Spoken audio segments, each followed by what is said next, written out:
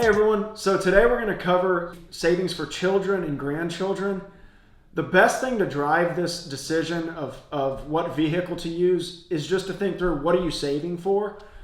Often we have clients that want to save for their children or grandchildren's education, and there are multiple ways still to do that, but one account that we find to be very beneficial is the 529 account. So a 529 account, most people have heard of. You will not get a federal deduction up front for saving in this account. If you do save in Oklahoma and you live in Oklahoma, you may or may not get a state deduction. And sometimes those can be valuable. Sometimes you want to look for a state with the best investment options. But with all that aside, 529 accounts can be a valuable tool if you're saving for education, because on the back end, you will have all tax-free growth and the distribution will not be taxed if it's used for education.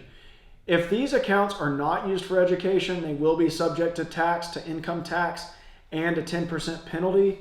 However, with our clients and in our experience, we found a lot of ways to not pay that penalty, in a sense that a lot of couples have multiple children. So if they don't use the whole account for education for children 1, we can transfer that to children 2 or to a grandchild and so on.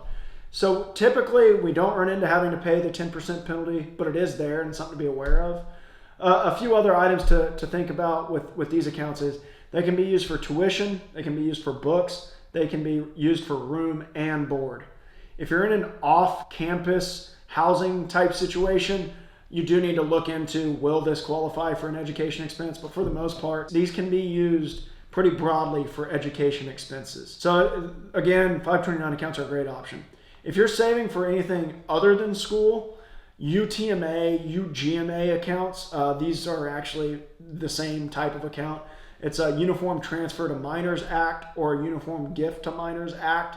This is basically a brokerage account in the child's name with you as a custodian, if you will. So these accounts are taxed at the child's rate, which a lot of times is 0. Unless the earnings reach $2,100, that anything above that will be taxed at the parent's rate. But an account has to be pretty sizable to have earnings over $2,100. So we see a lot of people using these accounts, and they're a great option.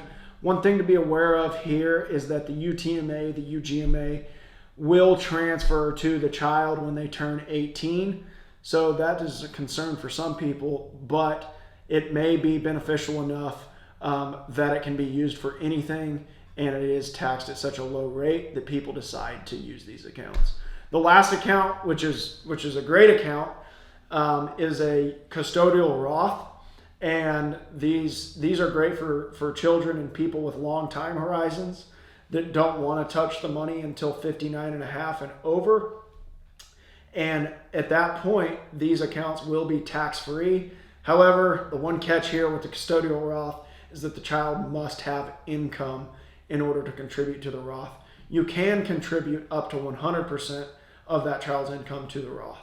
So these are 3 accounts that can be very useful for you. I hope this video helps in thinking about how to save for children and grandchildren.